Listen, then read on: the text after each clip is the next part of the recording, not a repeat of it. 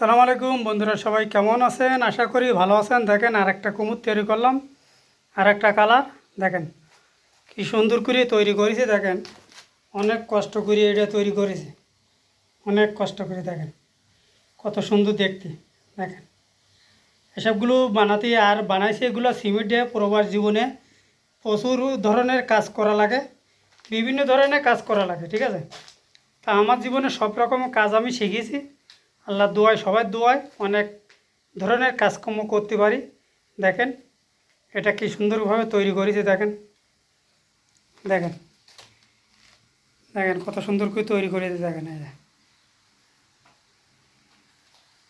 সবাই দেখতে দেখেন এত সুন্দর করে তৈরি করেছি। যেভাবে এতে খাটনি করি তৈরি করি সেই হিসাবে কিন্তু এতে মজুরি পাওয়া যায় না, ঠিক আছে। সেভাবে মজুরি পাওয়া যায় না, যেভাবে কষ্ট করে তৈরি করি, ঠিক আছে।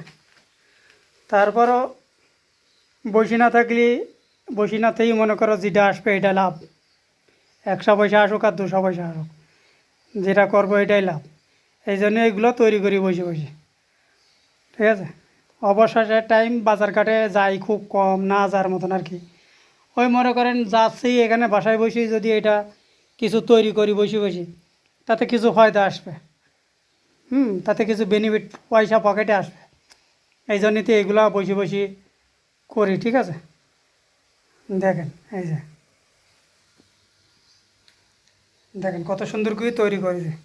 এসব কিন্তু নিখুঁত কাজ, সময় লাগে। তারপরে দেখেন কষ্ট করে করেছি, অনেক কষ্ট করে তৈরি করেছে এগুলো। দেখেন অনেক কষ্ট করে এগুলো তৈরি করেছে।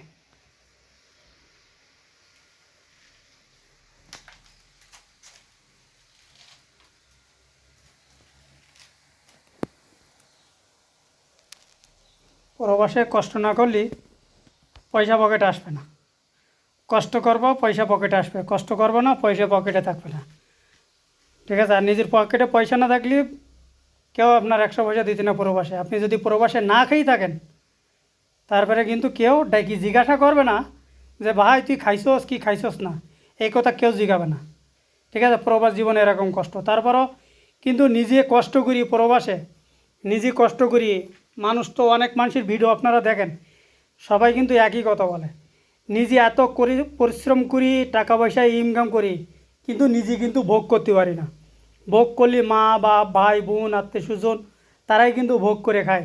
লাস্টে কী হবে, এই প্রবাসী যদি মারা যায় তখন কিন্তু এই প্রবাসীর কোনো মূল্যায়ন নেই, তারাই নিতেও চায় না অনেক সময় টাকার জন্যে।